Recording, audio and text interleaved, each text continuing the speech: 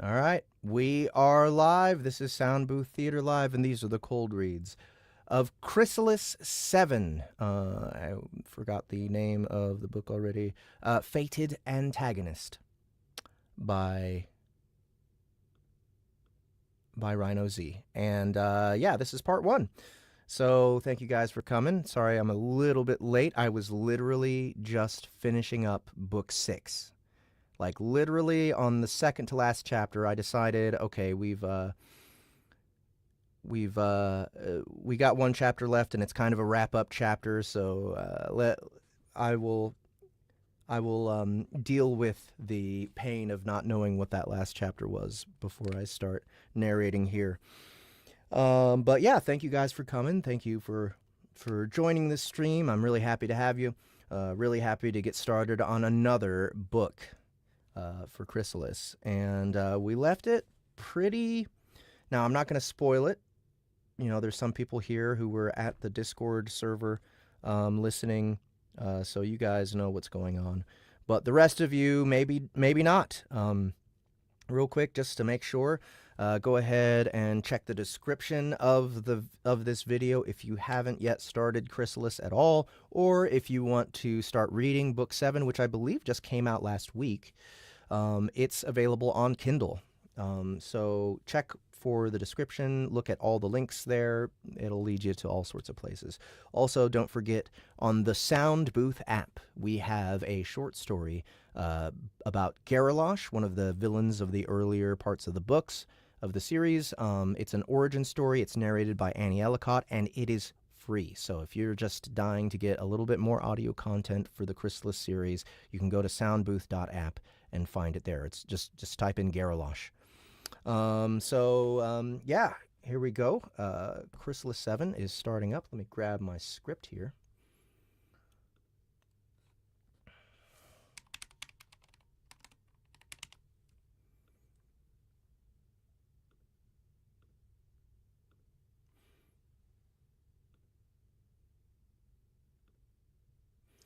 Gotta download it. Oh, well, I don't really need to download it, do I? I can just open an app.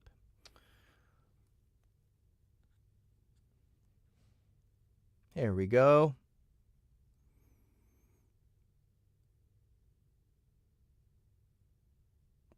All right, so there's a big recap here. There's a big recap here. Very big. How do you guys feel about it? Do you want me to do the recap here on the stream? It might help anybody who's not read the books to kind of catch up to where I am. And I don't know, the way I am, if I experience like part of a story that I haven't before, like if I haven't started before and I'm just kind of starting it late, I often have a hard time even holding on to the information that I got from it in the first place. I often forget what's going on, and when I start over, I don't even really remember the stuff I already watched of it, or read of it. So maybe that'll be all right for you guys. But yeah, what do you guys think? Do you want to see a recap? Hey, we got people joining from Instagram. That's good. Glad to see you guys. Thanks for coming.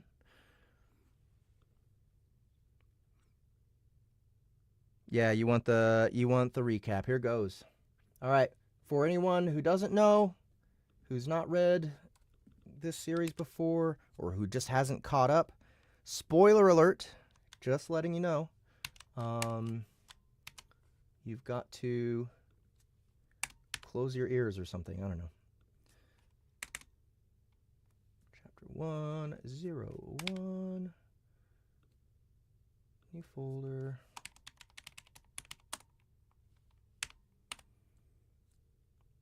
And there we go. Whole new set ready to go. All right, before we get started on this recap, I'm just going to do my little ad read for you guys. Be sure to check out LitRPGCon.com. We are putting on the very first convention fully dedicated to the genre of lit RPG. Soundbooth Theater is running it, and it's in Denver, Colorado. It's July 18th through 20th at the Grand Hyatt, and we are going to have a blast, guys. There's going to be games, like tons of board games for you guys to potentially be able to play with some of your favorite creators in the genre. There's going to be live entertainment at night, and there's going to be panels galore with all of us creators talking about what we do and what we love about the genre and what we love about you guys. So go to litrpgcon.com and find the crazy list of guests. Pretty much every big name in the genre is going to be here at LitRPG Con, July 18th through 20th, and tickets are still only about $100. There's no rooms left in the hotel that we are hosting the convention in, but there are plenty of hotels around the area that you can investigate. There's going to be also VR laser tag. I have to tell you that because that's probably the thing I'm most psyched about. And there's going to be live entertainment, right? So Soundbooth Theater is going to put on a variety show, I think at 8 p.m. on Friday. Just don't miss it. It's going to be a great time. You're going to meet all your favorite creators. You're going to meet a bunch of other fans and make friends for life. You won't forget this convention if you come to it and play with us. So litrpgcon.com. Find out as much as you can. Invite whoever you can. If you have friends who've never experienced lit RPG before, I tell you what, the community of the lit RPG genre is maybe the best community I can ever think of.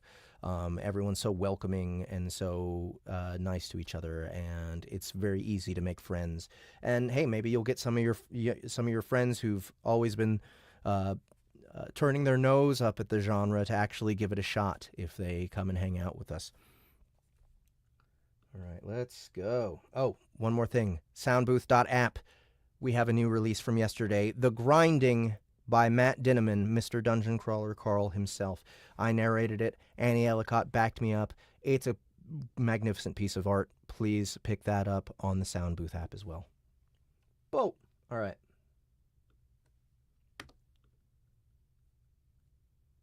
Let's get this recap going.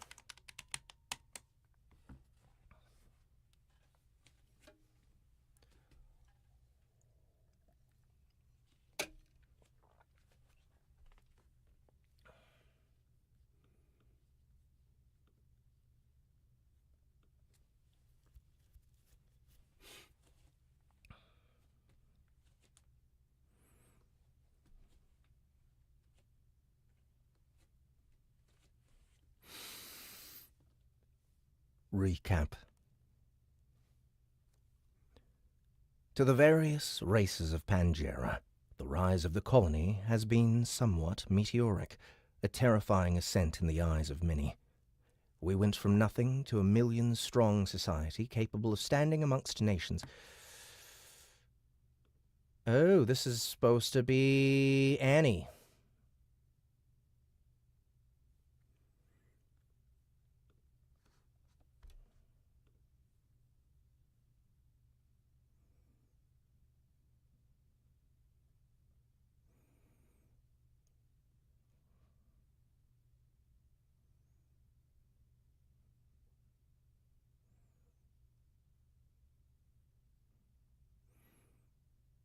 I'm trying to figure out who is actually narrating which ant.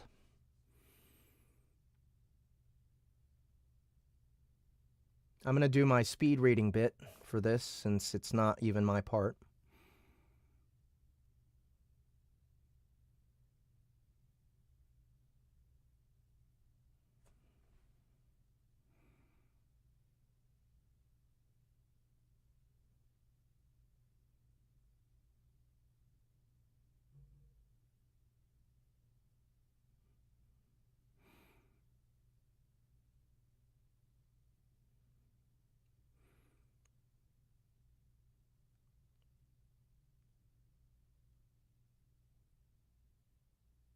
Historiant, okay.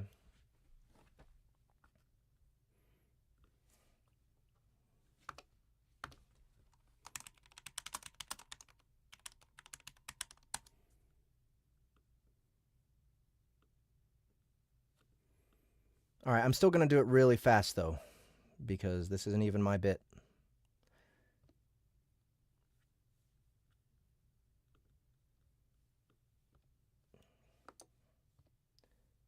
Recap. To the various races of Pangea, the rise of the colony has been somewhat meteoric, a terrifying ascent in the eyes of many. We went from nothing to a million-strong society capable of standing amongst nations that have stood for centuries, all in less time than one of their newborns needs to take their first literal step. Given that perspective, what the colony achieved must undoubtedly seem impossible. Naturally, the one most responsible for our success is the eldest. Without that one ant, not only would we have never gained sentience, we most likely would have never survived the first dungeon wave. Details of those early days are sparse. Only the eldest themselves was truly aware then, and their time is far too important to spend on something as inessential as an interview. Even so, the basic history has been pieced together from survivors of those times, faint through the interviewees' memories are.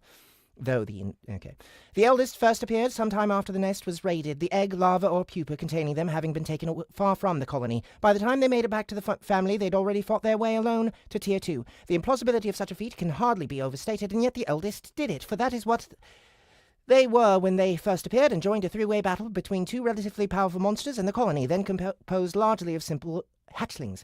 Upon arriving, the eldest fought furiously to not only bring the dangerous foes down, but also to ensure as many of their sisters survived as possible. However, they were a mere Tier 2 ant, and only intervention by the Queen prevented the worst from happening. Even so, their contribution was significant, reportedly finishing off one of those monsters themselves. The Queen, having a relatively high cunning for a pre-sapience ant, saw fit to save that monster's core for the eldest, and from that core came the first pet in the colony's history, the Guardian, Tiny.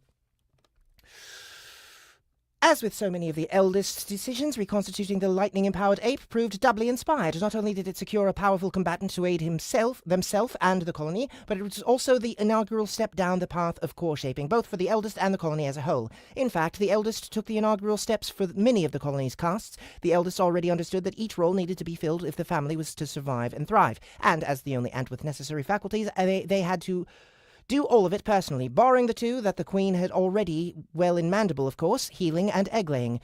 Every family member knows the eldest in the colony's foremost scout, greatest soldier, and most preeminent mage. It is all but impossible to believe otherwise than when they constantly range the farthest and bring back the most crucial information, fight at the very front of our lines to protect the family from the danger which they take upon themselves, and cast the most astoundingly potent spells by far. These things have always been true, and they always will be true. What is far less known is the roles they filled when no other ants were capable of the tasks. Soon after evolving to Tier 3, when they and the Queen were the only ones with pheromone language, the eldest took on the role of general, planning and leading the colony's exodus to the surface in order to keep us safe from our first dungeon wave. That we emerged directly into a church at the outskirts of the capital of a small frontier human kingdom called Lyria ultimately proved to be rather fortuitous, as those present eventually became vital allies. The human priest, Bane, completely misread the situation and attacked the eldest. Naturally, he immediately lost the offending arm. It is a tale Bane tells repeatedly, proudly reiterating his refusal of healing magic to regrow the appendage as a reminder of his mistake, despite how it impairs him. This he often does in the church, preaching about the sacredness of the eldest and the colony in general,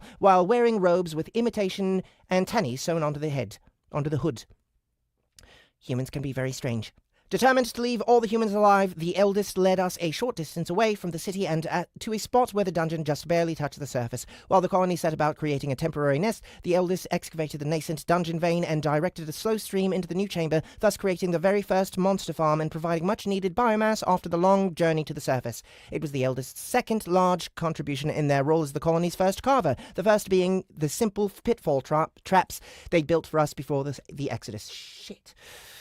While the eldest did the work that only they could do, the Lyrian ruler appeared and tried to fight her way through the colony as she fled the city. Despite the deaths they caused us, she and the eldest came to an agreement. They, together with Bane, now understanding his error, and many other members of his congregation, fought to take control of Lyria back from some usurpers. However, she and her forces were unable to hold what the eldest had won them. While the colony subsequently travelled to what would become Anthome, the kingdom of Lyria fell to the giant, lava-spewing crocodile monster called Garralosh and the army of lesser monsters she dominated into serving her, including her own spawn. Refugees soon soon fled toward the colony, seeking protection, and they were directed to set the foundations for the new city of Renewal a short distance from the anthill. Meanwhile, the eldest was hard at work, building farms for the budding nest, and doing the brunt of the fighting against the wave with the help of Tiny and the second guardian, Chrysalis, who excels at combating large numbers of weaker enemies thanks to her many shadow tentacles.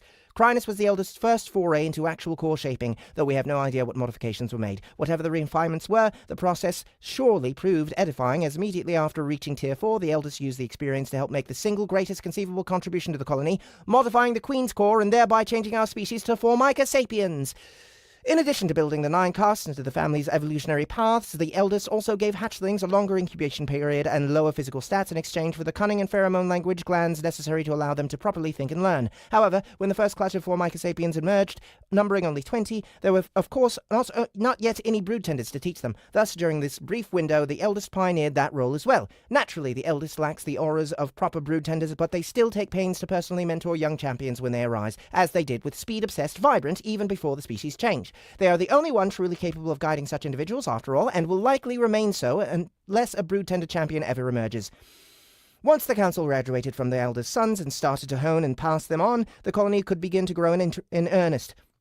The work they had once done alone to care for the colony was soon done by hundreds. By the time the eldest completed their final great contribution as a core shaper by creating the aphid queen, and thus providing a steady source of biomass which no other ant would ever have thought to exploit, the colony had already multiplied its farming and martial capacity and started working toward a full map of the system's skills, skill fusions, and mutations. But even as quickly as we grew across every dimension, it was very nearly not quick enough, for Garralosh soon brought her horde to attack the human refugees and everything in their vicinity. Naturally, preparations began as soon as the eldest returned from their scouting mission with the news. Most notably, the carvers built walls and traps around the anthill, while the martial castes accompanied the eldest to chip away at the enemy's numbers. From those early battles, the generals gained valuable insights, every combatant gained much-needed experience and biomass, and most importantly, the eldest gained the levels needed to evolve to Tier 5 ahead of Garralosh's arrival, though the Karamodo and Setsula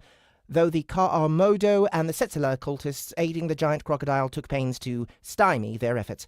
Ironically, it was one of those Setsula who provided the eldest with their 40th level. Only with the evolution of the eldest did the colony have any chance at all of survival. We did well to defend against the countless lesser monsters Garralosh directed at us, but we were powerless against the great crocodile herself. Only the queen, newly evolved, could harm her in any way, and even then, only just barely. The eldest's evolution into a rare Tier 5 monster took a great deal of time, almost too much, as they arrived to the battle mere moments before Garralosh could deal a fatal blow to the queen and the colony with her. The eldest also nearly died in the ensuing battle, and would have had Grant, one of the council, not tackled them out of danger at a critical moment at the cost of her own life. Soon after that existential threat was dealt with, we all faced a new one. The eldest disappeared, abducted by some Golgari for their cult of the worm. The colony naturally mobilized every possible member for search and rescue the moment Chrysalis returned with the news, for where would we be without their leadership? Our efforts were stymied by the abductors' use of a teleportation gate, but eventually we prevailed and found the eldest shortly after they escaped their captors. They were not alone. Tiny was with them, along with their third and final pet, the Envy Demon, Nvidia, and another escapee, the vile worm Jim. Once reunited with the colony, the eldest was determined to return to the Golgari outpost to retrieve another captive, the Asura bear, Sarah, who was nearly forced into a tournament with monsters the cult had groomed to become a new ancient, as the eldest had been before escaping. While there, the colony ransacked the compound for knowledge and other valuables while keeping collateral damage to a minimum, with the exception of the other monsters, which were slaughtered, though the eldest did order the cult's leaders to be taken hostage. They all made it out of Golgari territory after fighting off a pursuing force, and from that force they also took 2/3 of the Golgari triad, who had been advising the eldest for their tournament matches and had since been pressed into helping hunt them down, Corin and Terina. Their triad's leader, Granin, would not rejoin them until later, after being impressed into the far larger force the Golgari subsequently sent to exterminate the colony. Had the Golgari attacked us alone, we may have managed without too much trouble. The carvers of the colony had already built a new nest in the second stratum, directly under the first, and had fortified it as best they could with what materials and knowledge they had at the time. But with the involvement of the Abyssal Legion and on another front, which took all of the eldest attention, the colony was barely able to hold out against the siege long enough for a new dungeon wave to force both armies away. Had the human friend Morelia not allowed herself to be taken hostage in order to prevent her father, Titus, commander of the Legion, from participating more than once, we surely would have failed. The final hours of the siege were when Jim betrayed the colony by digging a tunnel that brought the Golgari directly into the broad chambers. It cost the family dearly, though not as dearly as it could have, thanks in large part to Sarah's assistance in driving the invaders out. The near annihilation the colony faced showed us that the strength we'd gained was far from sufficient. To survive against the enemies we found arrayed against us, we had to grow much stronger. The elders determined that the Ant Academies should train new members to the 4th tier, where previously they would graduate upon selecting their castes at Tier 3. Though doubling the resource requirements was a daunting prospect, the change was immediately implemented, as the benefits of a Tier 4 were more than double those of a Tier 3. With the lessons of the siege freshly learned, the colony turned all of its efforts toward expansion almost as soon as the wave subsided. We went outwards in every direction, including straight down into the 3rd stratum to conquer our first demon city, Rocklu. Though we succeeded in that conquest, the eldest rightly admonished the council for pushing too hard too fast, to the point that there was little room left to work around unexpected problems, one of which was the city lord, Crocus, a Tier 7 gluttony demon with a devastating aura effect and instantaneous regeneration. The colony foolishly invaded without the eldest's involvement, as they were busy training the new champion. Brilliant. Had they not returned to Rocklu in time, that one demon could have likely defeated the whole invasion by himself eventually, to say nothing of the other Tier 7 rampaging in the city. Almost as bad, a neighbouring city lord declared a formal war directly after Rocklu's conquest. We had just finished working ourselves to the brink in preparation for the first demon city invasion, and now we had to immediately work toward another. The colony could not sustain this pace. Fortunately, the eldest understood the problem for what it was and corrected us before it fell apart. From a preliminary chronicle of the eldest and the colony in the notes of Historiant. Whew, okay.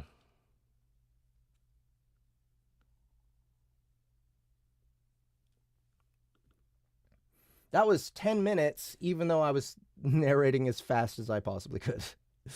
So definitely that's going to take Annie like at least 15 minutes, at least probably 20. I'm going to start here.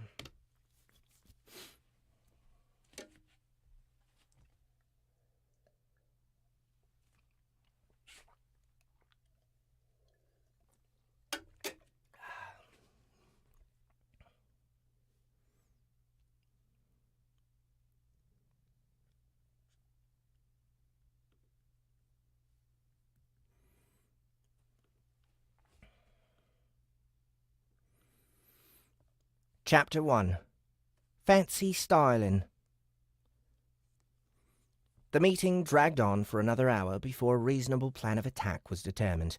We had to consult Owl fairly frequently throughout the process, trying to determine exactly what is and isn't allowed in a formal war between demon cities. In the process, we got a bit of an overview on the history and practical application of this particular demon tradition, though. Nope. Excuse me.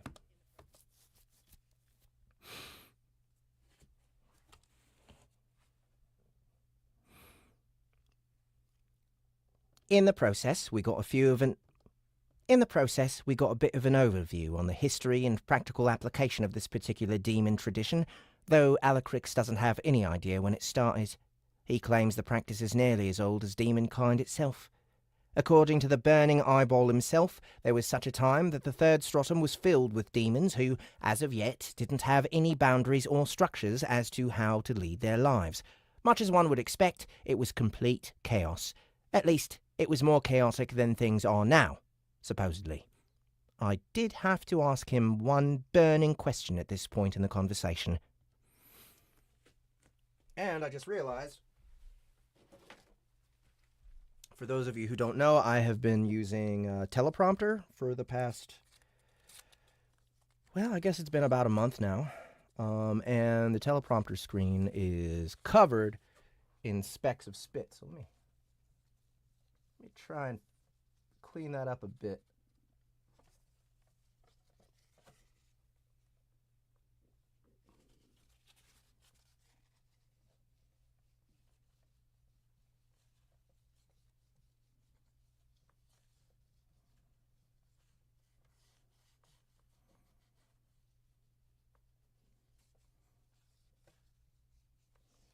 That's better.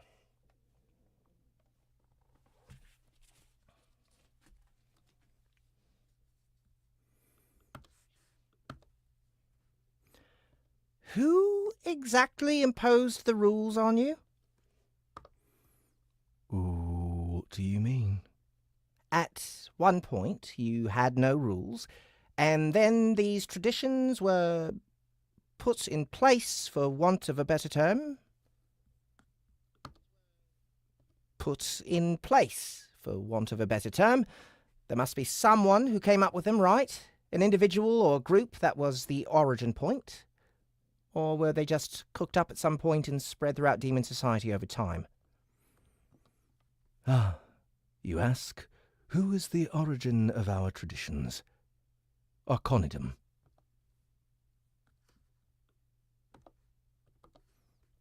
Arcana who? Arconidum, the demon god. I didn't realize you demons had a religion. I mean, how does that even work? They're literally referred to as demons. Or is this why they're referred to as demons? Alacric stares at me like he's looking at an alien. You don't know who You don't know who Arconidum is. You don't know who Arconidum is. I try to think. It might ring a bell. I get the feeling I've heard the name before. I believe you might. Is that humour I hear in the big eyeball's voice? A shocking development. Arconidum the demon god is one of the 19 ancients and the progenitor of the demon race. He informs me in his usual flat tone.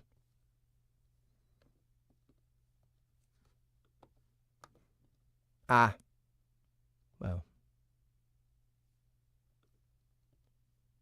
Well, dang. I probably should have remembered that. Granin and his apprentices have drilled me on what is known about the 19 ancients, which isn't much, generally speaking. In fact, from what I understand, most people in Pangea can't name them, and many don't believe they exist in the first place, which isn't a ringing endorsement, although the existence of the cults throughout the civilized world means at least some people are keeping the, dream alive. Wait a second. He was the progenitor of all the demons? Al blinks, which is quite the sight, but thankfully it's too quick for me to see it.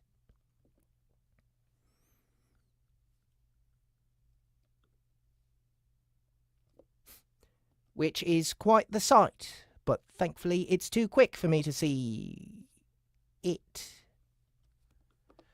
You will know what it is if you listen to Book 6. It is known that he has made the claim. As to the truth of it, who can say? But don't you guys all spawn from the dungeon? Like, there are millions of demons spawning out of there as we speak. Like, there are millions of demons spawning out there as we speak. Ah, I understand your confusion. Arconidum claims to be the very first demon, the one that the dungeon used to pattern the rest of us. Again, who can say? As to the title that Arconidum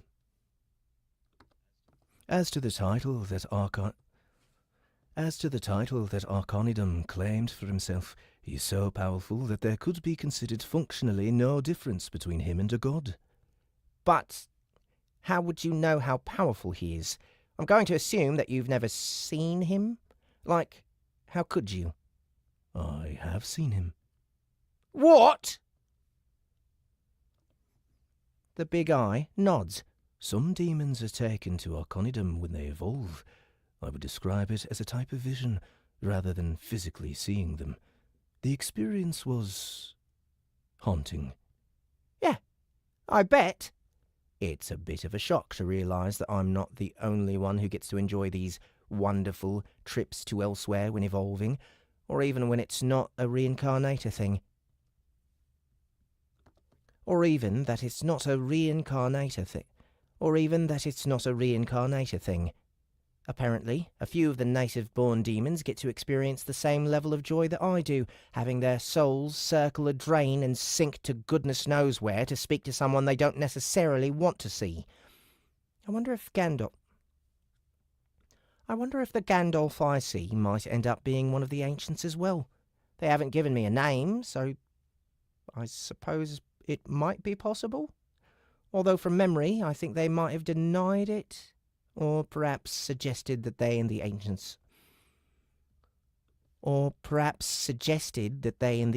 are not one and the same, just in case I might ask about it. Any chance you can describe what he looks like for me? I ask Alacrix. The fire dims around Owl a little. I often get asked this question. Arconidum looks much like a larval demon. Arconidum looks much like a larval demon. Ha! Ha! Ha!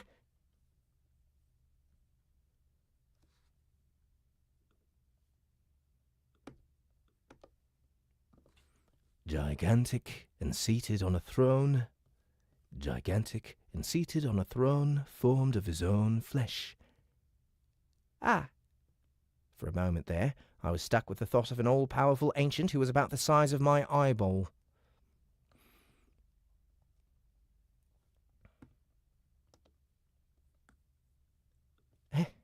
Well, I've certainly never visited anyone like that.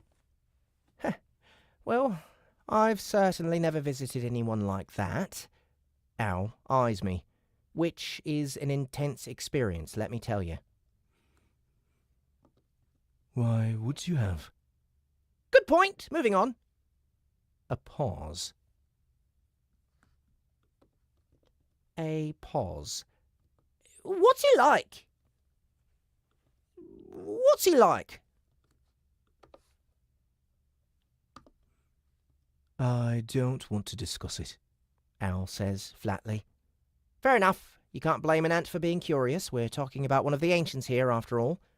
Actually learning of someone who actually managed to communicate with one of those dudes is freaking me out a little. I always kind of imagined the ancients as being so far away that they could never be reached. It feels like one of them just reached out from the depths of the dungeon and poked me. Revelations of gigantic monsters as old as time aside, the planning for the upcoming conflict went smoothly enough until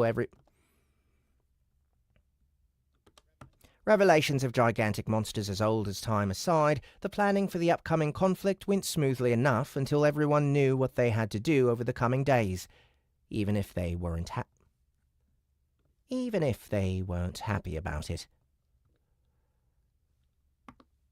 I still don't understand why I can't be there for the main battle, Leroy whines.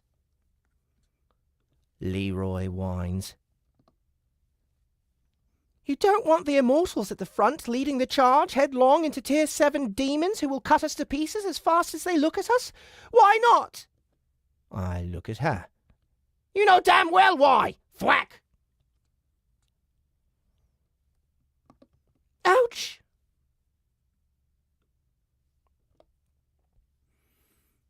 Instead of complaining and sulking that you were left out of the last battle, why not try and do something actually useful for your family in the next one?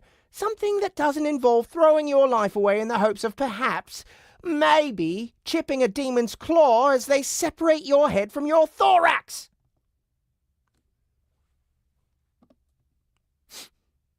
I still think I could have been in the last battle.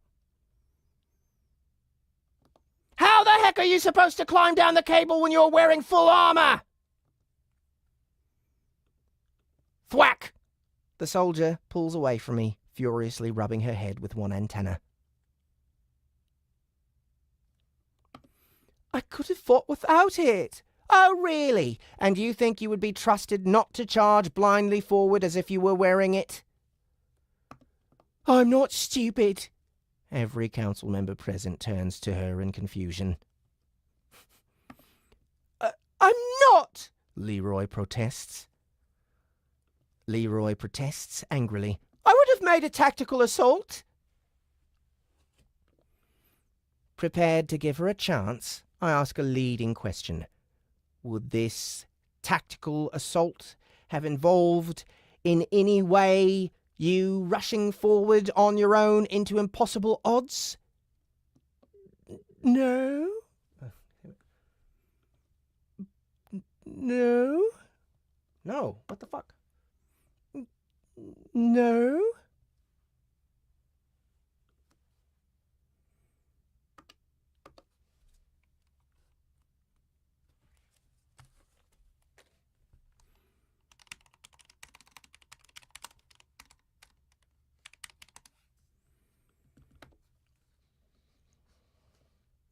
You don't sound entirely certain about that. All right, fine, yes. Thwack!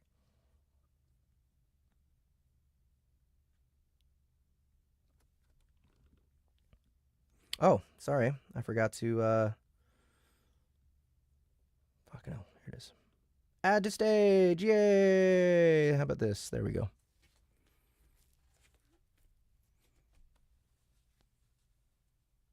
Thank you, Trogzar.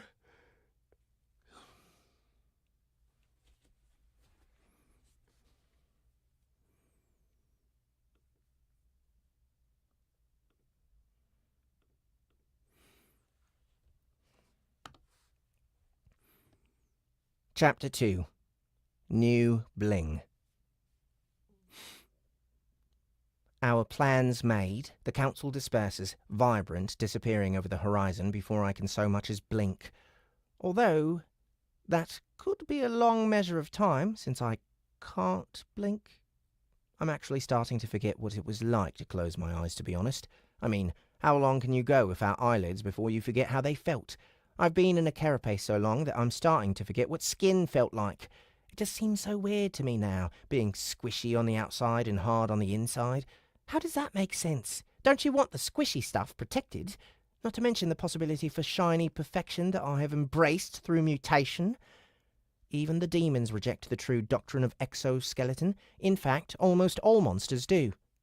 No, I must reject this line of thought. If I continue to follow it, I might wind up having sympathy for the centipedes, and that is simply something which cannot be done. Spiders? Maybe. Centipedes? Never. Naturally, the moment their leader runs off, a large detachment of suspiciously speedy ants races in pursuit. Now that she's evolved to Tier 6, her follower count has significantly increased once again. Each and every one of her loyal troops is a peak specimen of the colony, heavily mutated and experienced in battle. Just another example of the powerful influence a champion can have on those around them. She may be a handful, but Vibrant has proven her value to the family 100 times over. I have high hopes for the next champion as well, even if she continues to be a pain in the abdomen. I have high hopes for the next champion also, even if she continues to be a pain in the abdomen. Speaking of the devil, she's currently playing with Tiny, the giant trying to herd the hatchling with his hands as she schemes to get past him. Despite his massive size and quick reflexes, she almost manages a Despite his massive size and quick reflexes, she almost manages it a few times. Despite his massive size and quick reflexes, she almost manages it a few times, faking him out and playing mind games with the poor sod. Though, the more I watch, the more I begin to suspect she's conditioning him for an eventual escape. Just a constant pain. We remain close to the pillar for the time being, but I'm already getting a little bored. We have things to do and not much time to do them, most important of all being continuing to train... We have things to do and not much time to do them, most important of all being... We have things to do and not much time to do them, most important of all being continuing to train and level up the hatchling, getting her up and running, contributing to the colony, and dedicated to her own niches as soon as possible is my main focus for... Should he say niches? Nobody's reported him, no.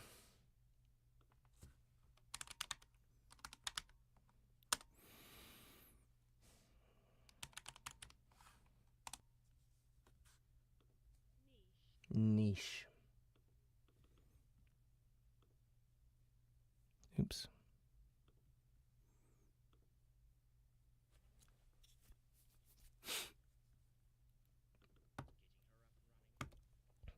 Getting her up and running, contributing to the colony and dedicated to her own niche. Getting her up and running, contributing to the colony and dedicated to her own niche as soon as possible is my main focus for the time being. All right then, brilliant. Time to get busy. She pauses in her game and turns toward me. What do you mean?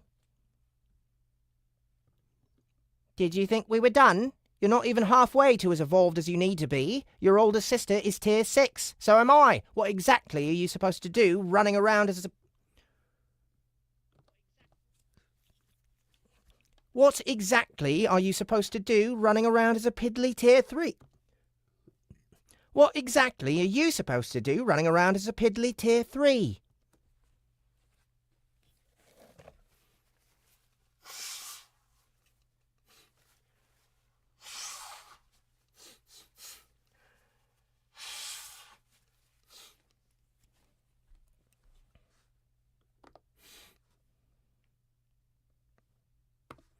What do you mean? I'm useful already, she declares, her antennae waving wildly.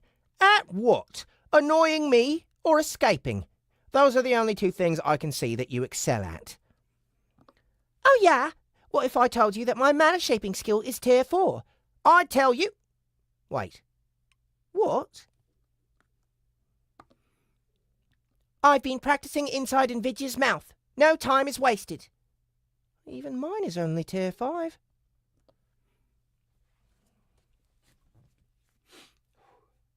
I'm gonna sneeze. I know I'm gonna sneeze.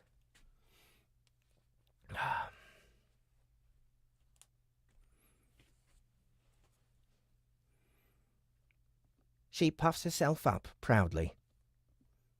Told you I'm the best. How are you the best if my skill is higher than yours? Well, she deflates again. She deflates again. It will be higher soon. You know what? I'm starting to believe you. Are you practicing now? Yes, of course. Damn it. I can't be overtaken by this damn hatchling. What about my pride as the eldest? Desperate not to be outdone, I order all of my mental constructs to start spinning mana. Any form, any spell, I don't care. Just get to work. Still, as I look down on the smug little thing, I can't help but be impressed. I think this might be her talent after all.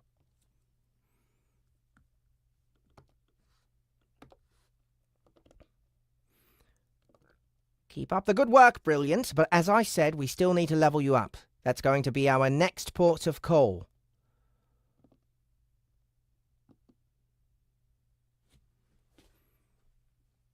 Not yet! Comes a wave of pheromones from above. A few moments later, there's a slip, the scent of fear, and then... A few moments later, there's a slip, the scent of fear, and then a crash which reveals itself as Smithant, covered in various bits of metal plating stuck on her back, legs flailing after her... A few moments later, there's a slip, the scent of fear, and then a crash which reveals itself as Smithant, covered in various bits of metal plating stuck on her back, legs flailing after her unfortunate fall. Ouch! Someone help me up! Chrysalis obliges. Chrysalis obliges with a tentacle extended from her place on my back. Thanks. I heard you'd shown up here, eldest, and I didn't want you to go running off into the third stratum again without having a chance to give you what I've been working on all this time. Down here! Hurry up! The last part she shouts up the pillar to a trio of ants carefully picking their way down the vertical slope, each of them laden with more metal bits and pieces.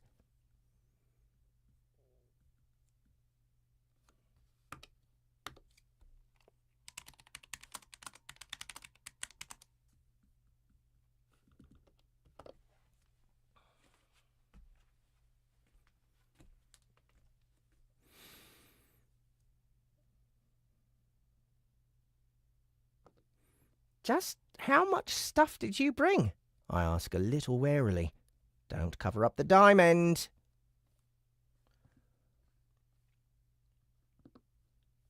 Oh, it's not all for you, she informs me. I've got things for Tiny, as well as a few pieces for Vibrant. Is she still here? Nope. Damn. I was hoping to catch up with her. Good luck with that. Anyway, let's start getting this stuff sorted out. The moment her focus turns to the metal, it's almost as if the mad ant in front of me starts glowing. She coos and clucks over her work like a mother hen as she uses her mandibles and front claws to pick through the pieces, taking some from her helpers.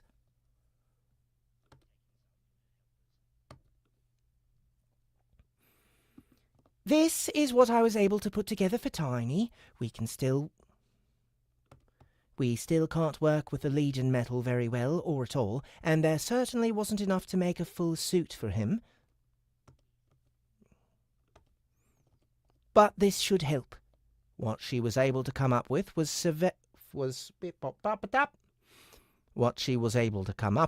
several individual pieces that can be strapped to Tiny's arms, legs, and shoulders. Forearm guards, a chest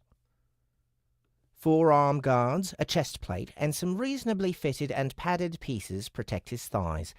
It's pretty good work, all things considered, and when we take into account his immensely dense bones, the lack of a helmet and knuckle protectors isn't nearly as big of a concern as it once was.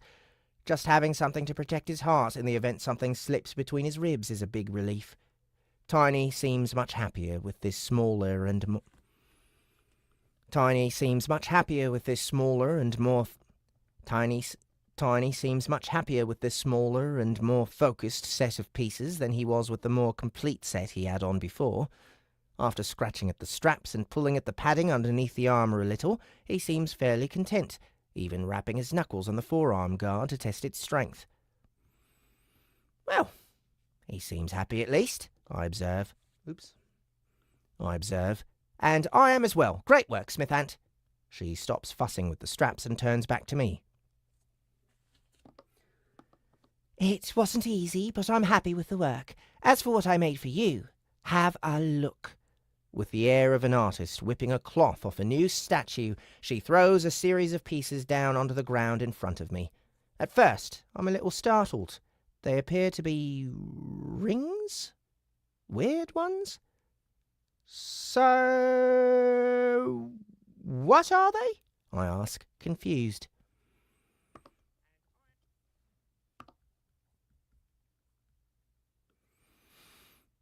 Well, you said you didn't want full armour, and there isn't much I can make that would protect you better than your own carapace. Certainly not to the extent that would justify the weight. So, I went in a different direction and tried to produce the purest alloys I could and pack them with the strongest enchantments I could.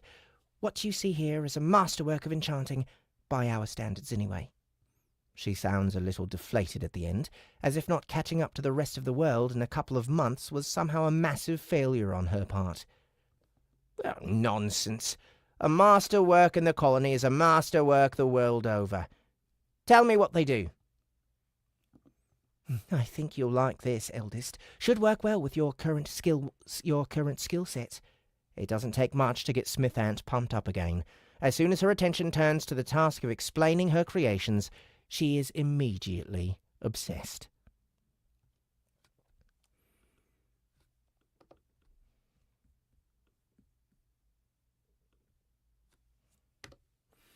We're doing pretty good time-wise, aren't we? Yeah, it's only 12:51. Let's see. I can't remember what our target for book 6 is. I think it's end of July, beginning of August.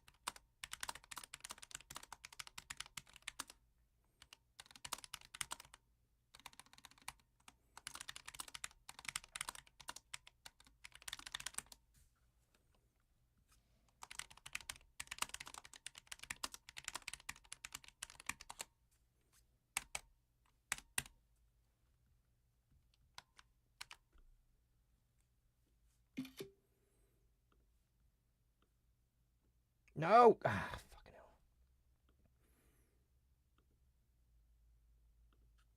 hell. Sorry, guys. Doing a stupid thing. Admin stuff.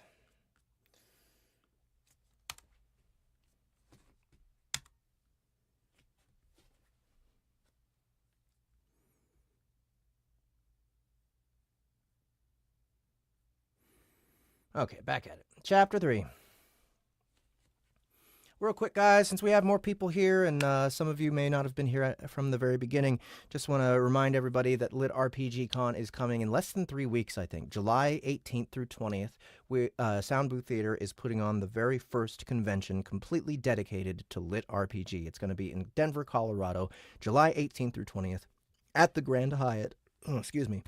Go to litrpgcon.com to pick up tickets and look at the gigantic list of guests and panelists that were... Geez, can I stop burping, please, while I do this read? It's not even a read. I'm just saying it. Anyway, go to litrpgcon.com to look at the gigantic list of guests and panelists that we're going to have at LitRPGCon, and there you can pick up a ticket. They're only about $100. I think we've sold 730 something by now, so we still have room for you. Invite your friends, invite other fans that, tell other people about it if you think they haven't heard about it already. We're going to be playing games. We're going to be doing nighttime entertainment. We're going to be doing panels, and it's all weekend, all with some of your favorite creators. Matt Dinneman, myself, everybody from Soundbooth Theater, Travis Baldry, James Hunter, Dakota Kraut, Aileron Kong. Just the list goes on and on. Go to litrpgcon.com to find out who's going to be there. And unfortunately, we're out of hotel rooms at the actual hotel where we're hosting it, but there's plenty of hotels right around that area that you should be able to check out that are actually pretty affordable. All right, litrpgcon.com. Go check it out. And now let me go get some water.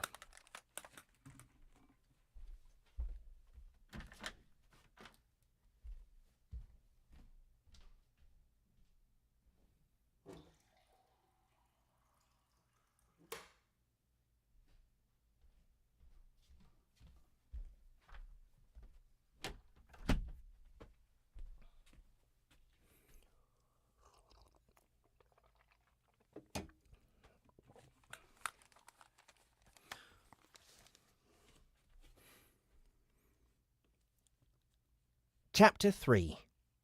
Tunneling. I'm not really wearing armor.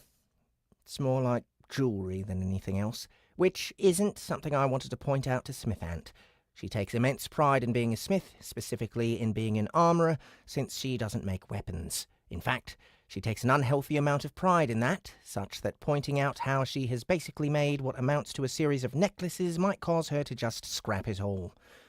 Not that they go around my neck. Instead, they fit over my legs, basically tightening around the area where my legs meet my carapace, meaning I have 6 of them overall. Apparently, Smithant tried to create some to attach around the base of my antennae, but couldn't find a way to fit them to an ant without irritating the heck out of them. With antennae as sensitive as mine, I imagine the problem would have been even more acute. Still, she was very satisfied with the work she'd been able to do, work that was only possible thanks to a breakthrough she had with her skills. With whole teams of specialized carvers dedicated to mastering the craft of armory and enchanting, it's a minor miracle that Smithant still manages to be at the head of the pack. It goes to show that individual talent is still a thing, even in a world like Pangea with a Gandalf-run system, It goes to show that individual talent is still a thing, even in a world like Pangea with a Gandalf-run system in place. I have to wonder if some of my struggles developing certain skills are simply because I'm not personally suited to them, or perhaps I just got distracted too easily. Most likely the latter. After we get the equipment from Smithant, there's nothing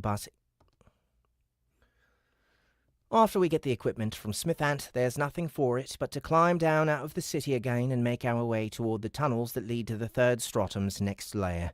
Obviously, that means running through vast fields of larval demons who continuously try to tear each other apart, even as they flow away from us while we walk past. In a small way, my newly enchanted gear helps with this, since one of the functions provided is to reduce friction. It isn't a huge amount, I'm a heavy ant boy after all, but it's enough to make a noticeable difference. It isn't a huge amount, I'm a heavy ant boy after all, but it's enough to make a noticeable difference. I do a few test charges as we travel, and it takes a little getting used to, but the reduction in drag is certainly there. A little extra speed, a little extra lightness on my claws, certainly nothing I'm going to turn away. If this is what Smith Ant was planning to give to Vibrant, then I have to laugh a little. The second she finds out she could be going faster, Vibrant is going to go nuts trying to go... The second she finds out she could be going faster, Vibrant is going to go nuts trying to track Smith Ant down and beg her to hand over the rings. Though I'm not the only one who got the new stuff.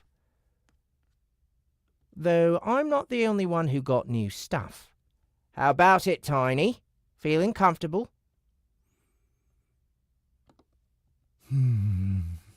He ponders as he continues to poke, prod, and scratch at the straps that hold the new armoured plates to his body. After a few moments, he shrugs. Can't be that bad, I tell him. You managed to keep the full set on before, and this isn't even close to being as restrictive.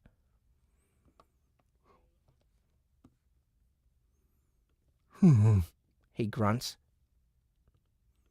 You think so? I think you'll get a ton of use out of it. Getting cut less is a good thing, no matter how you slice it.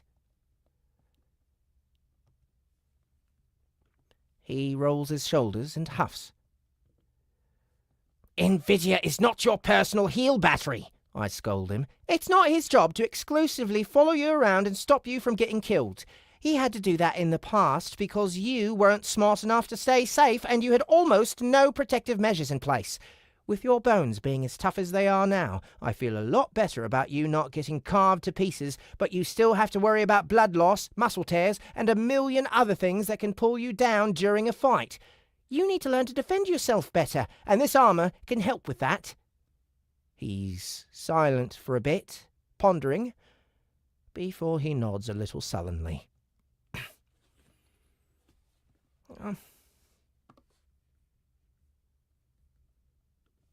I'm not saying don't be aggressive, I say, exasperated. Just maybe block once in a while, all right?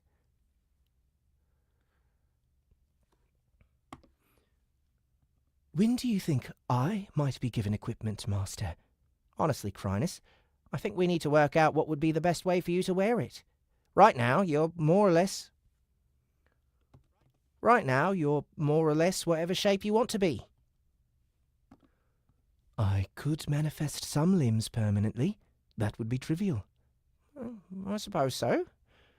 All right then, next time we run into Smith Ant, I'll get her onto it. I'm sure she can think of some enchantments that would be relevant to you. Goodness knows what they might be, but hey, I'm sure they exist. Maybe something that enhances my shadow affinity? That'd work. It takes a while to reach the tunnels, and once we do, we plunge right in. It's hunting time, and there's a lot we need to get done. I need levels in biomass, as does Tiny. I need levels in biomass, as does Tiny, Chrysalis, Nvidia, and most importantly, Brilliant. Can I fight yet? The hatchling asks. Absolutely not. Absolutely not? Do you have any idea where we are? This is the third stratum. If we were on the first, you'd still be pathetically weak. Down here, you might as well be a gentle breeze compared to what we're fighting. You'll need to be tier 5, at least, before you can even contribute. And even then, magic only. If you get close enough to a demon to bite it, you're basically already dead. Damn, she kicks at the ground in frustration. Look, your time will come soon enough. Stuff your face with biomass, keep amassing experience, and before you know it, you'll be evolving and ready to go. Now come on! We don't have that much free time before the assault. We need to get busy. So saying, we plunge farther into the tunnels, seeking out the juicy prey we didn't manage to get to yet. It's also handily filling my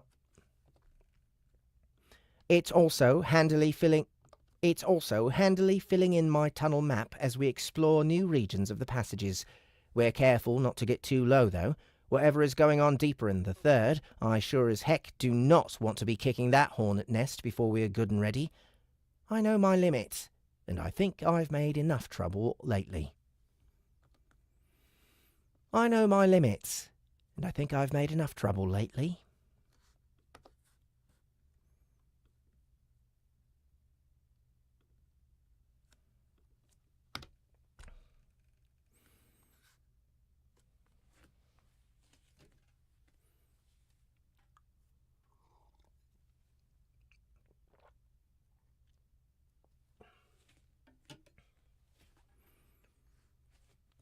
Chapter 4. The Bear Market. Oh, not this year, Captain, sorry.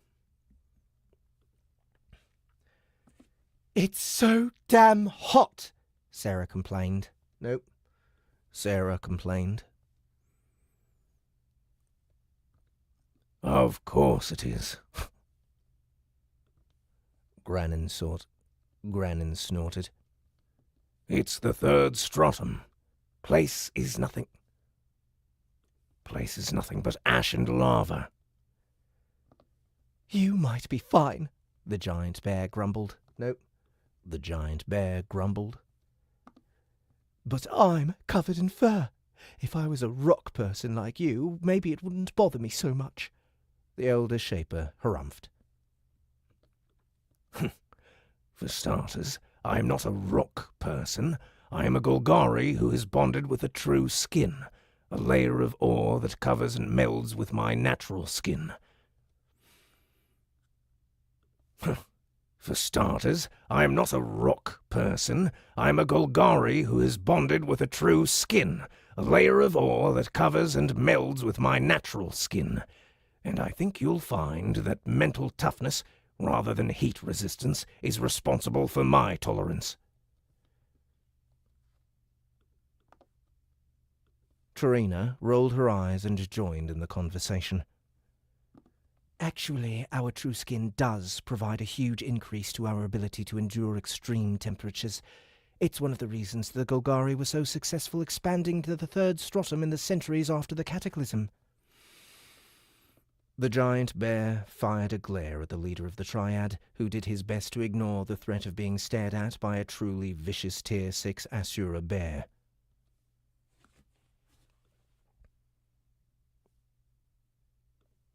Particularly one equipped in the way she was.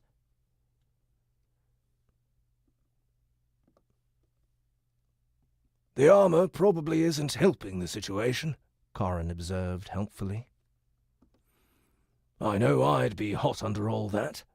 It was true that the padding and weight of the armor, nearly 2 tons of it, were doing little to improve the situation. As if being a furred animal wasn't enough, she had layers of cloth and steel covering her to the point she felt as if she was sweating literal buckets every second. I need to hydrate, she gasped. I think you need an enchantment to help manage the heat issues, Tarina observed.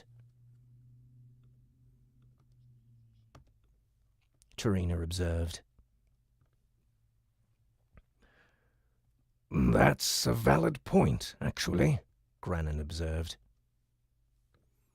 Usually, first stratum monsters are a little more resistant to the environmental changes as they descend through the layers, but I think this is something of a special case. Sarah is much better built to tolerate the cold than she is the heat. If Smith Ant is still about down here, we should approach her to make those adjustments. I'd really appreciate it, Sarah said. The 4 of them looked out from the platform on which they stood, taking in the absurd view of the wide-open space that extended in all directions as far as the eyes could see. The harsh glow of lava burned into their eyes, and the taste of ash lingered on their tongues. The harsh glow of lava burned into their eyes, and the taste of ash lingered on their tongues, making their welcome to this place an altogether unpleasant one.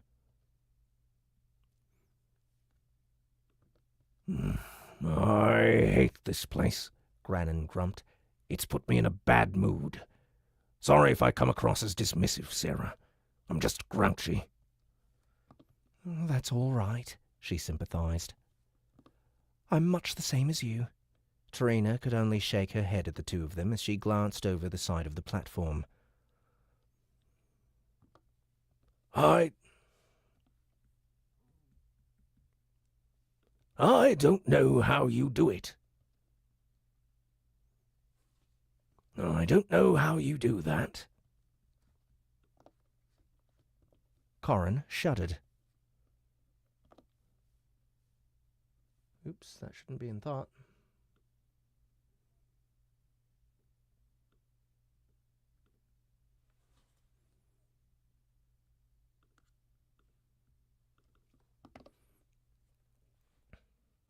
I'd get vertigo.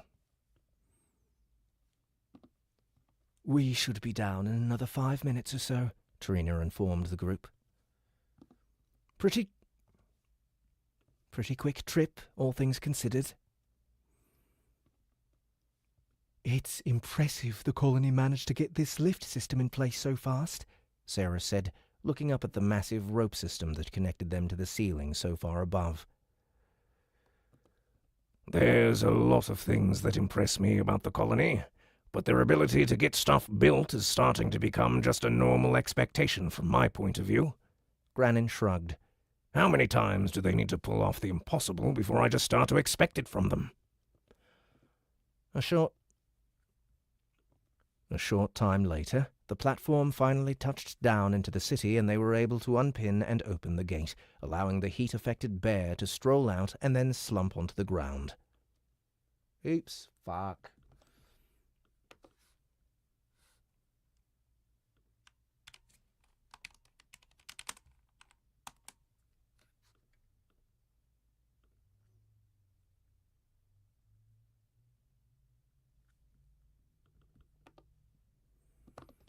All right, I'm here. Take it off now. It took nearly 10 minutes for the trio to unbuckle all the straps of Sarah's gear, by which time the platform had already ascended halfway back to the roof. Thank goodness, Sarah groaned. That is so much better. You didn't have to come down here, Tarina reminded her. This was your choice. The big bear rolled her shoulders uncomfortably. It just doesn't feel right, sitting up there enjoying the benefits of the colony's achievements without contributing anything. They work so hard whilst I sit around and, play with the grubs? It's not right, Sarah repeated herself as she pushed her body back onto its feet.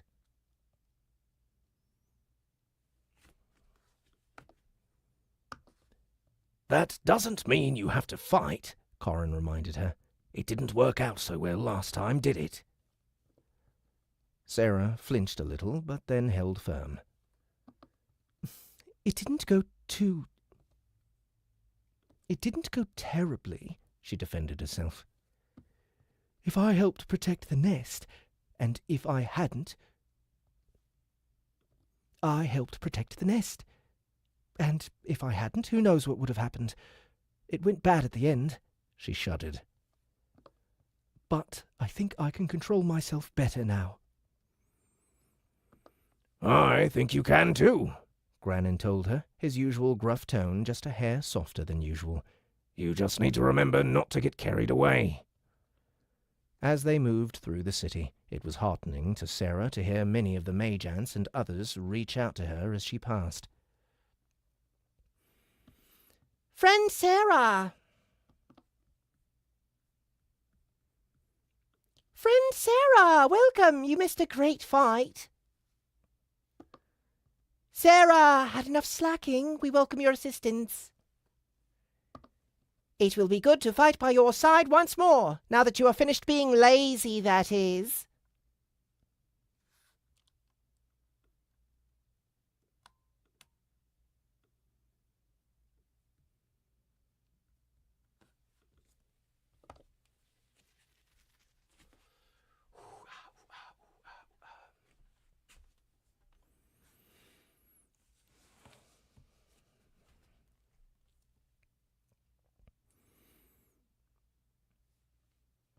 Sarah pouted.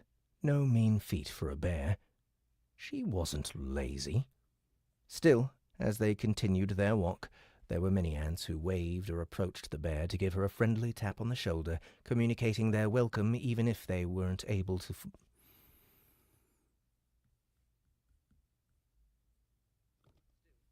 Still, as they continued their walk, there were many ants who waved or approached the bear to give her a friendly tap on the shoulder, communicating their welcome even if they weren't able to form a mind bridge and speak with her directly. By the time they made it to the staging ground around the central pillar, the Asura's bear... By the time they made it to the staging ground around the central pillar, the Asura bear's eyes went... By the time they made it to the staging ground around the central pillar, the Asura bear's eyes were wet, as was the fur trailing down the sides of her muzzle. The Golgari triad politely avoided looking too closely or remarking on it in any way. Instead, they chatted to each other about the work the colony had done, already rebuilding the city to the point it was hard to see any signs of the invasion at all. The area around the pillar, once exclusively the domain of Grockus's compound, had been co-opted by the colony to become their planning and organizing center. The wall that once encircled that section of Rockloo was gone, replaced by an interlocking series of chambers which already had begun to look somewhat nest-like. It was almost as if the carvers couldn't help themselves. It was almost as if the carvers couldn't help themselves, given that this was their most frequently used design. There they found Sloane, the general in charge of the defense of the city, poring over maps and surrounded by 100 other generals and scouts, each waiting patiently to say their own piece. Despite the crowd, Sloane noticed immediately as they approached...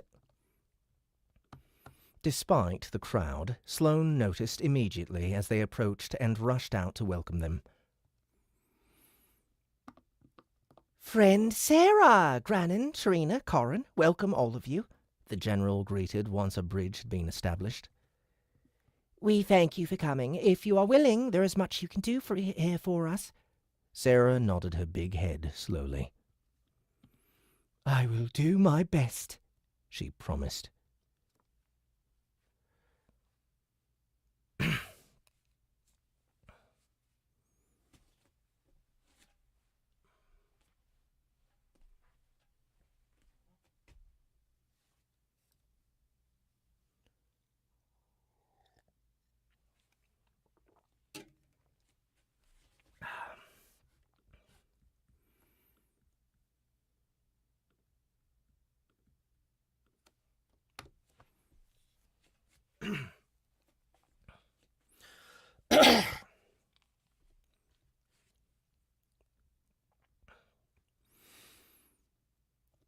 Chapter 5. Express Train. Woo! Vibrant cheered as she raced across the plains of Leng, delighting in watching the larval demons leap from her path just in time to miss her flashing legs. Did I say flashing? No, that's all right. The air was boiling hot and seared against her carapace as it drove her antennae back. The smell of ash and molten rock smothered her senses as the terrain flashed by, but Vibrant cared little for any of it.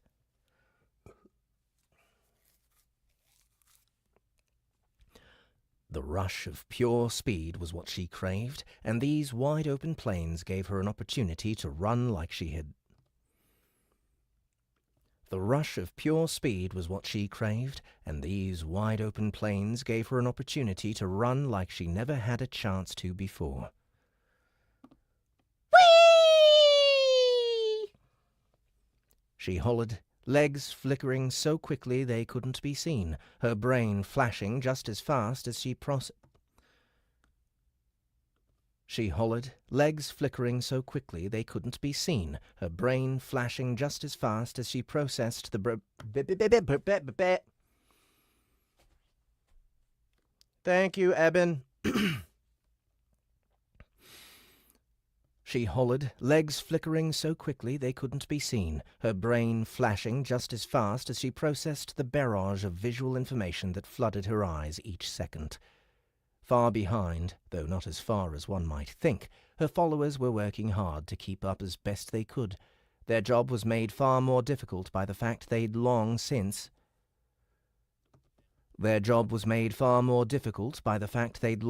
fallen out of range of the aura that boosted their own speed, since their leader had raced so far ahead. Still, they too yearned for speed, just as their leader did, and their hearts were thumping with joy as they raced across the plains as a unit, desperate to keep up. When they eventually did, they found Vibrant standing rock still, staring up at the target of their current mission. Emilia the General was among the first to arrive and boldly approached. Emilia the General was among the first to arrive and boldly approached their uncharacteristically still leader. Emilia the General was among the first to arrive and boldly approached their uncharacteristically still leader.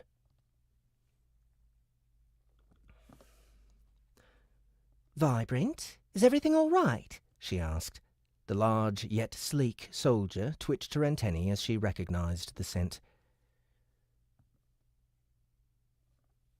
Emilia! Emilia, glad you caught up.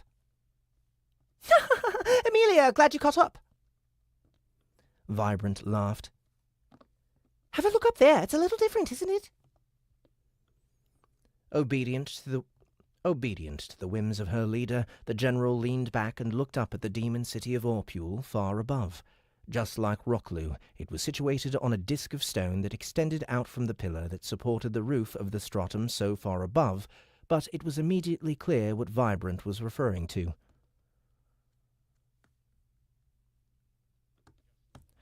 Just like Rocklu, it was situated on a disk of stone that extended out from the pillar that supported the roof of the stratum so far above, but it was immediately clear what Vibrant was referring to.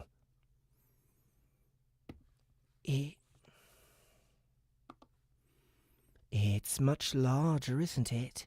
She observed. Not only was the plate on which the city was situated larger than that of the city the colony had conquered, there was more than one plate.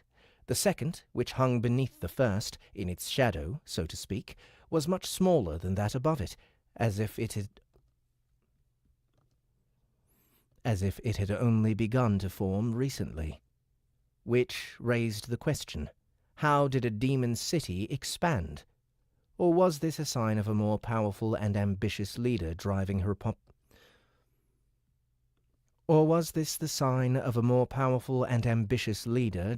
population to greater heights and expanding the influence of her city? Or was this a sign of a more powerful and ambitious leader driving her population to greater heights and expanding the influence of her Motherfucker. Or was this the sign of a more powerful and ambitious leader driving her population to greater heights and expanding the influence of her city?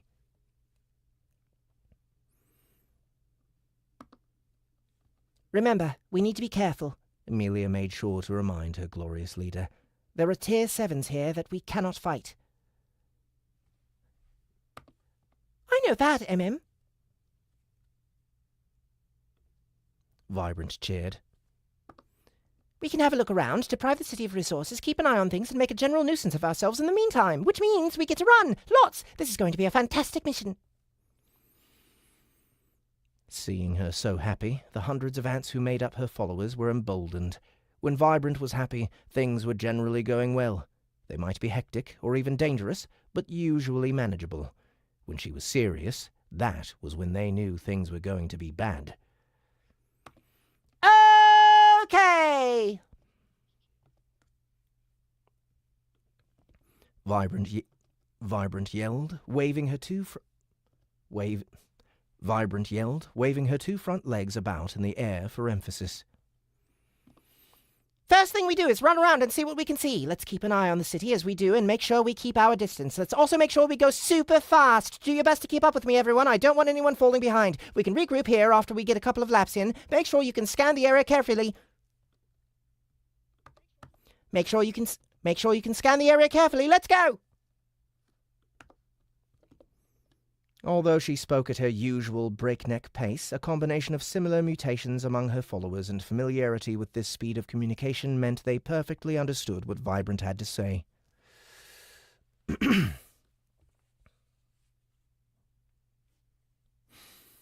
Although she spoke at her usual breakneck pace, a combination of similar mutations amongst her followers and familiarity with this speed of communication meant they perfectly understood what Vibrant had to say. As one mind, the group set off, speeding across the plains in a broad circle around the demon city of Orpule. They were noticed, because of course they were. Nearly 1,000 monstrous ants running rings around the city were bound to be seen. That was the point. When they came across any demon more evolved than Tier 3, the group set upon it, devouring their hapless victims in its When they came across any demon more evolved than Tier 3, the group set upon it, devouring their hapless victims in a matter of seconds, before setting off once again. The experience and biomass were welcome, of course, but more than that, any evolved demon was a potential recruit for the enemy. If one of these were to reach Tier 6 and gain their full awareness, then to Orpule they would go, recruited for the enemy. So long as they were at war with the colony, they would be deprived of all resources. After a few hours, it was clear those watching from above understood what was happening, and a sortie was sent forth, powerful demons that included a Tier 7 foe in their midst. Leader! A mage called, racing toward the front of the pack. I sense a powerful foe approaching. Veer off!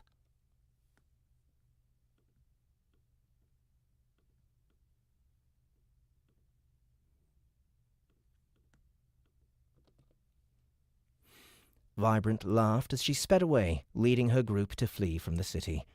Unable to catch up, the demons pursued hopelessly. Unable to catch up, the demons pursued hopelessly for a time before they gave up and returned to the city. The ants turned around the same moment the demons did. To the enemy, the message was clear. If you go back, so do we. Chase us forever, or not at all. Unwilling to commit to trying to catch these damned elusive insects, the demons opted to return to the city, and so Vibrant and her troops returned to running laps. They kept a watchful eye on the city at all times, looking for any who sought to come or go, and continued to deny any demons the chance to rise to Tier 6.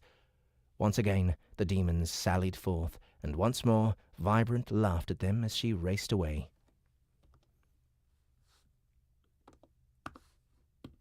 Slow, slow! She taunted with glee as the demons flew along in their wake.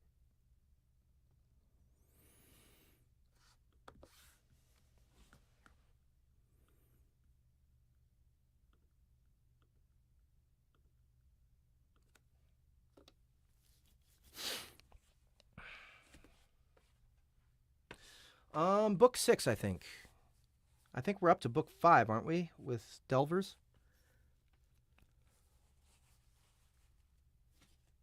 Shit, now I want to look it up. It's been a while. Nope, Audible.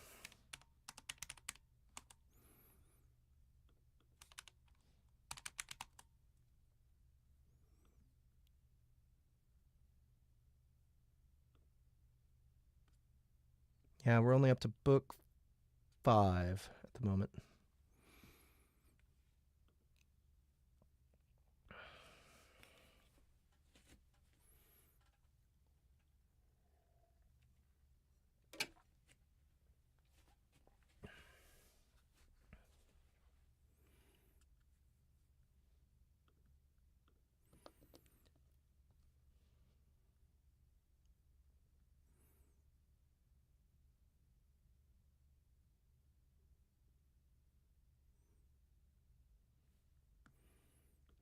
Chapter 6.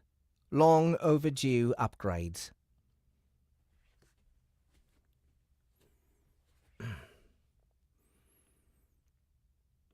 Alright, more Annie narration here, so I'm gonna go fast. The tale of the colony's expansion is one of conflict, it is true, though many point to that as the sole factor, as if everywhere we trod there was nothing but war and death. Perhaps the intent is to make it easy to view us as the enemy by describing us only in this way. However, even a cursory examination of the facts of the actual events themselves is enough to put that lie to rest. In truth, the colony, through the eldest, held out an antenna in friendship, as often as it did not. Where we were rebuffed, conflict surely followed. The third stratum and the history of our intervention there is a perfect example of this. Although we fought hard, we also built bridges and sought allies where they could be found. Thanks to the eldest, we were more successful at bringing the local monsters to our cause than almost any who had bothered to make the attempt prior to our arrival there. The record I have gone to such effort to preserve shows that the true strength of the colony is not displayed by our cleverness, our might, and our appetite for work, but in our ability to have all those things and still build alliances. It can be hard to tell if the eldest, in their guidance of the colony, was exceptionally greedy or altruistic. On the one claw, they always pushed further, deeper, reached for more, and on the other hand, they were always prepared to share. Perhaps it is this dichotomy that makes them, and by extension the rest of us, so hard to understand. From the personal notes of Historiant. No.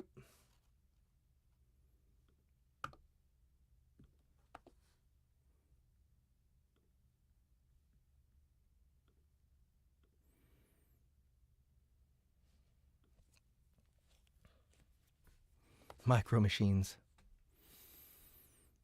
There's nothing quite like a feast at the end of a successful hunt. Perhaps it's the remnant of the primitive hunter in my brain, but chilling with my crew after a huge feast and just letting the drowsiness that follows wash over me is such an amazing feeling. My abdomen is full to bursting with biomass, and my entire carapace is practically sagging with lethargy as I digest. Tiny is in a similar position, his ape belly bulging as he leans against the tunnel wall, a satisfied smile on his bat face. Chrysalis is, for once, not currently attached to me, instead sinking halfway into a shadow as she finishes chomping on the last remnants of her meal whilst sending feelers out into the surrounding area to warn us if trouble comes. Owl didn't eat nearly as much, since he claimed not to need it, which was interesting.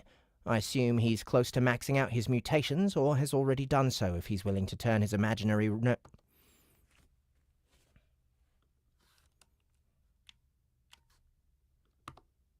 No. I assume he's close to maxing out his mutations, or has already done so. I assume he's close to maxing out his mutations, or has already done so if he's willing to turn his imaginary nose up at free biomass. Brilliant can barely move. Her carapace is so bloated it practically drags on the ground when she tries to walk, and more than once I've seen the little ant come close to regurgitating the precious resources we secured for her. Damn it.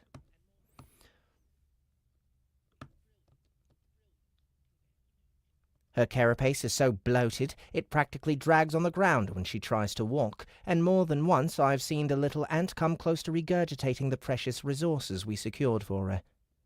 I made it my mission to feed her until both of her stomachs were full as possible. Damn it!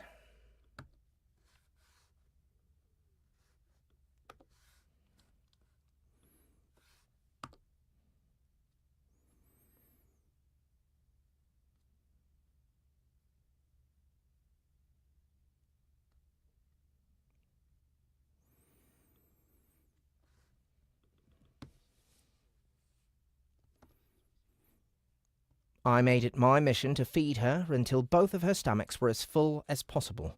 It takes a lot more biomass to fully upgrade at Tier 3, and she needs to pack it in as much as possible. Our time in the tunnels beneath Rockloo continues to be fruitful in terms of the biomass and experience we've amassed. A healthy number of Tier 5 prey can be found down here. Or at least they could be found down here. Now that we've run through the place the last couple of days, I wager it's going to take a while.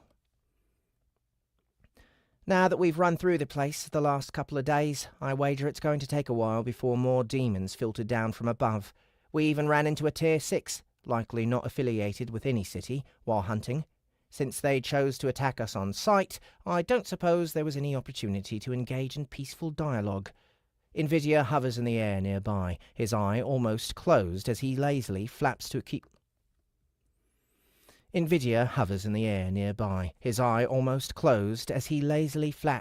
himself in position.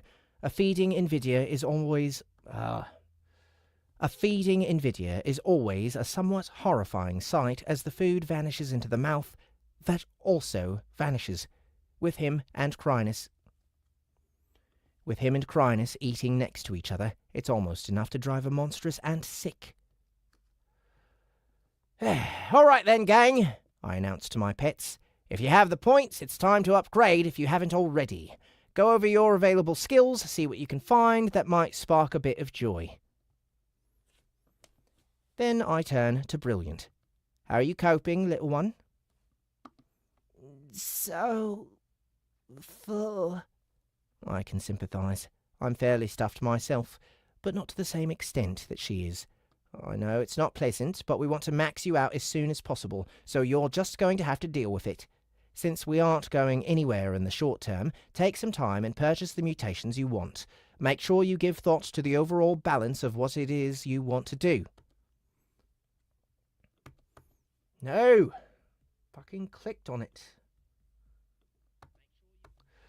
Make sure you give thought to the overall balance. Make sure you give thought to the overall balance of what it is that you want to do. At plus 15, you get to fuse your 2 mutations or emphasize one, so keep in mind how you want to be able to function going forward, all right? "All right, Senior. I will," she groans. A few seconds later, and her eyes glaze over in the manner that lets me know she's scrolling through the endless lists and menus that the system provides us. Given that I have a large store of points banked away from several hunts as well as from consuming grockus,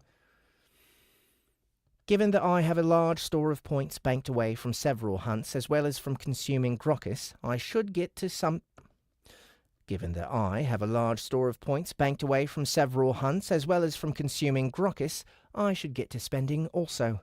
Ignoring skills for the time being, I check my biomass and can't help but clack my mandible softly at the total.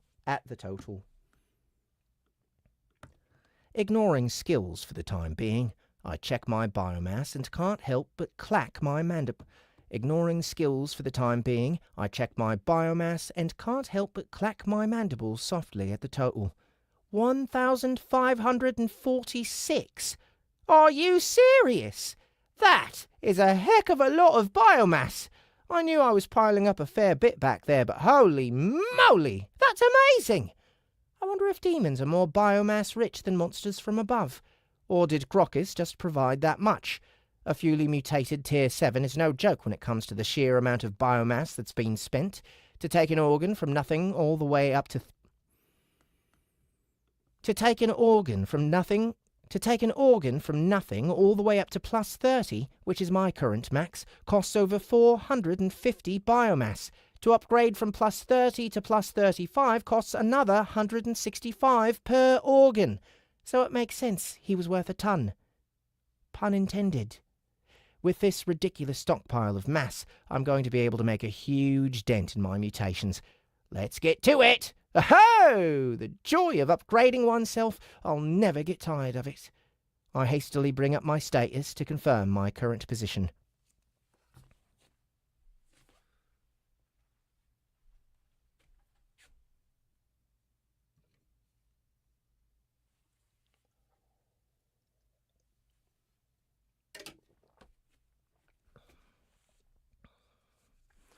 The community's kind of split.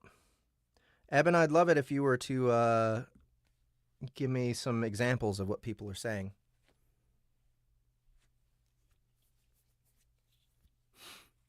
We haven't completely decided yet, but we're close to deciding.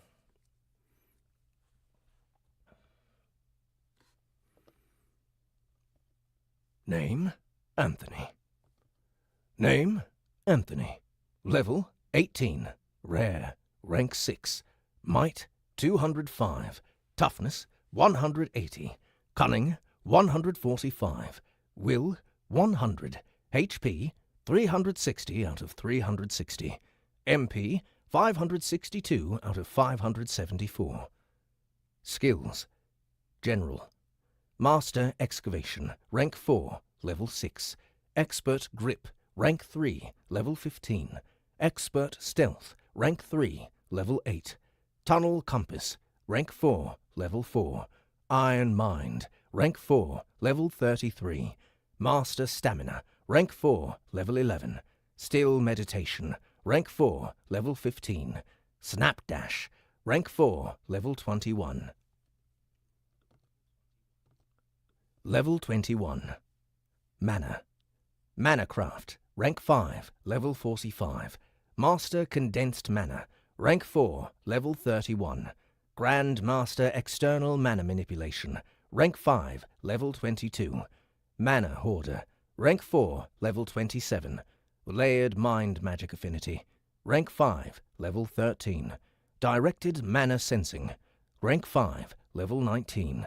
Expert Healing Magic Affinity, rank 3, level 19. Omni Elemental Affinity, rank 5, level 25. Expert Mana Masking, rank 3, level 10.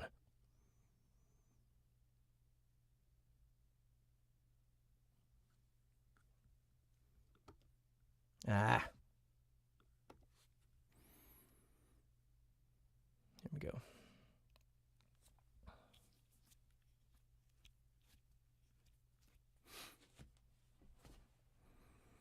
Oh, wow.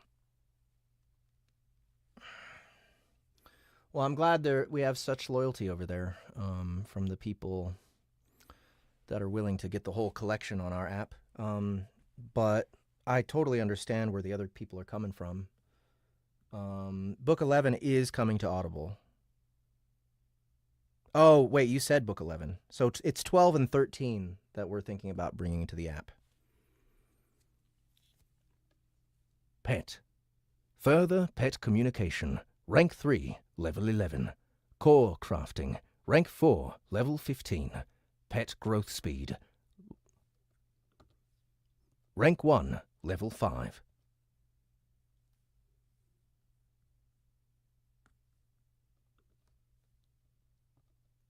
Defensive. Grand Master Exoskeleton Defense, rank 5, level 24. Master Dodge, rank 4, level 28. Master Endure, rank 4, level 8. Expert Grace, rank 3, level 18. Advanced Mandible Parry, rank 2, level 5. Offensive. Unerring Acid Shot, rank 4, level 6. Master Precise Shooting, rank 4, level 23. Doom Chomp, rank 5, level 23. Advanced Mandible Spear, rank 2, level 3. Advanced Chomp Combo, rank 2, level 6. Expert Charge, rank 3, level 3. Mutations. Senses. Sharpened Perimeter Eyes, plus 25. Future Sight Antennae, plus 15. Twilight Filament. Defense. Complete Diamond Carapace, plus 25. Braced Healing Inner Carapace Plating, plus 25. Physical. Hardened Rapid Absorption Legs, plus 25. Mana Flooded Mandibles, plus 25. Frequent Potent Regeneration Gland, plus 25. Loud Convincing Pheromone Gland, plus 25. Vast Hungering Stomach, plus 25. Lock Hyper-Twitch Musculature, plus 25. Coordinating Instant Transmission Subneural Network, plus 25. Acid. Propagating Mana Feasting Bind Acid Gland, plus 25. Guided Hyperpressurized Scattershot Acid Nozzle, plus 25. Thickened Draining Acid Concentration Gland, plus 25. Exhausting Thickener Acid Stimulation Gland, plus 25. Mental. Unyielding Coordination Cortex, plus 25. Condensing Gravity Main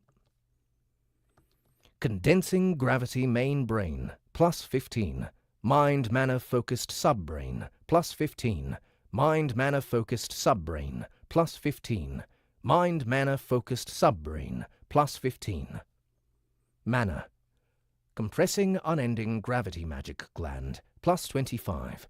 Vast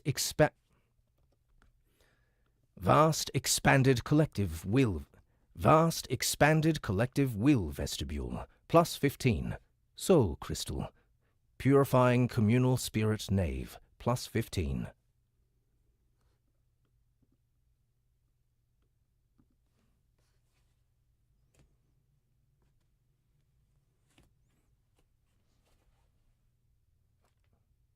I think ELLC is what you mean to be asking about Raceland. And that's Everybody Loves Large Chests.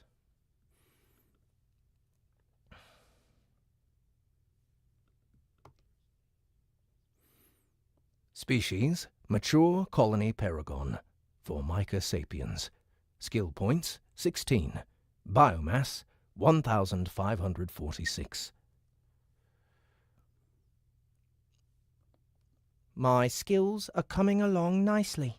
A few upgrades here and there haven't really hurt. Manacraft has started shooting up since I began competing with Brilliant, and I don't plan to stop until I hit rank 6. At least then, my rank will match my tier. If I want to see serious improvement in my new skills,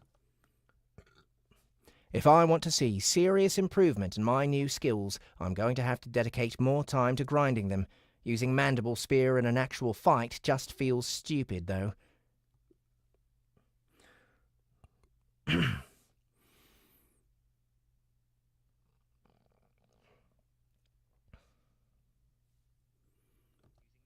Using Mandible Spear in an actual fight just feels so stupid, though.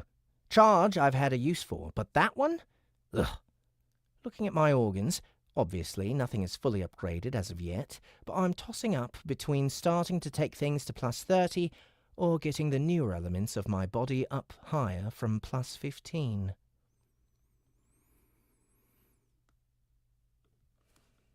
All right. One more chapter, and I've got to get out of here, guys. I want to finish up the last chapter of Chrysalis 6 before the end of the day, and I need some food. I'm starving. So, thank you guys so much for coming and hanging out with me. I really appreciate it. Don't forget LitRPGCon.com if you want to see the details about our new convention that's coming July 18th through 20th in Denver, Colorado at the Grand Hyatt. You can see all the different guests who are going to be there on the website, and we're updating it even more in the coming weeks because we're going to be putting all the schedules up for the panels and for the games and everything. So you're going to see a whole lot of extra activity happen on the website not too long from now. LitRPGCon.com. Don't forget, just $100 a ticket. Bring the whole fam damly.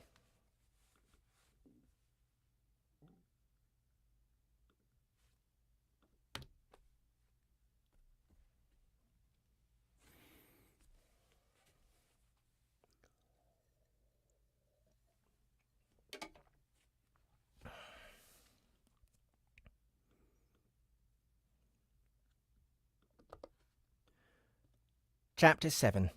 Mutating makes the world go round.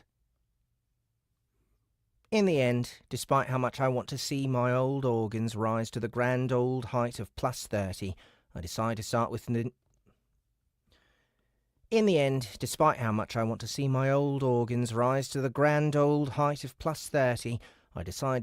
new stuff, specifically the vestibule, nave, and antennae. These reforged body parts are high-performing and important to me, so I need to invest in them. With the huge wealth that I have right now, I can blast them all... With the huge wealth that I have right now, I can blast them all the way up to plus 30 with a massive amount of change in the bank. For starters, let's look at the antennae. One of the interesting things I discovered in my fight with Grockus is that looking into the future a few milliseconds is all well and good, but when you can't do anything about what you see, you can run right into the wall. In a way, the strategy the city lord applied against me was ideal. He didn't need to act first. He wanted to see what I would do and then reacted. Given that he was much faster with his hands than I ever gave him credit for, this was nearly enough for him to snatch me out of the air and crush me for good. I have to keep reminding myself that I can't rely on my future scent alone, no matter how much of a leg up it might be. Where I'm going, deeper into the dungeon, there might be creatures who can see whole minutes into the future. Who knows? Either perfect one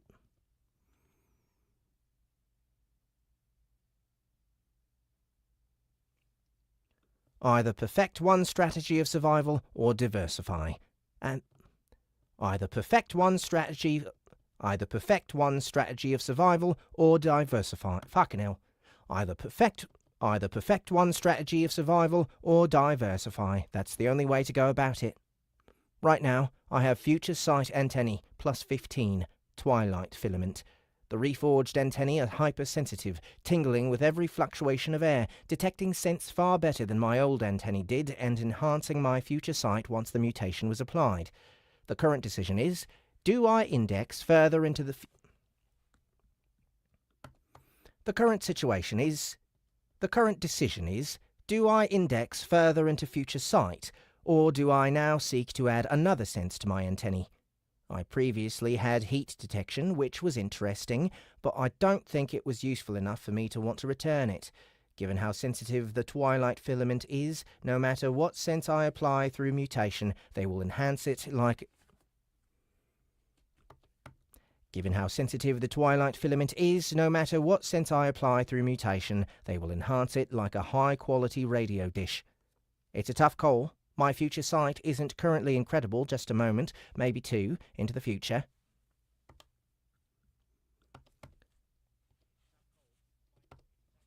My future sight isn't currently incredible, just a moment, maybe two, into the future. When combined with my reflexes, though, it's more than enough for me to get myself out of the way of danger or angle my carapace. When combined with my reflexes, though, it's more than enough for me to get out... When combined with my reflexes, though, it's more than enough for me to get myself out of the way of danger or angle... When combined with my reflexes, though, it's more than enough for me to get myself out of the way of danger or angle my carapace to help deflect the blow. It's a good system and one that works well. Really well. Even monsters that are significantly faster than me aren't able to keep... Even monsters that are significantly faster than me aren't able to get the jump, and that makes a huge difference. But I'm just not convinced I need more of it. At the very least, before I commit, I want to investigate to see what I may be able to add to the antennae. Into the lists I dive, and the innumerable different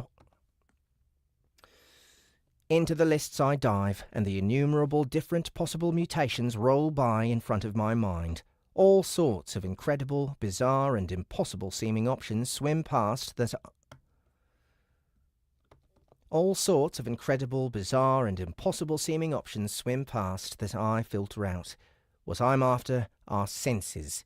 This is what will synergize with the material my new antennae are constructed from, and I need to take advantage of it.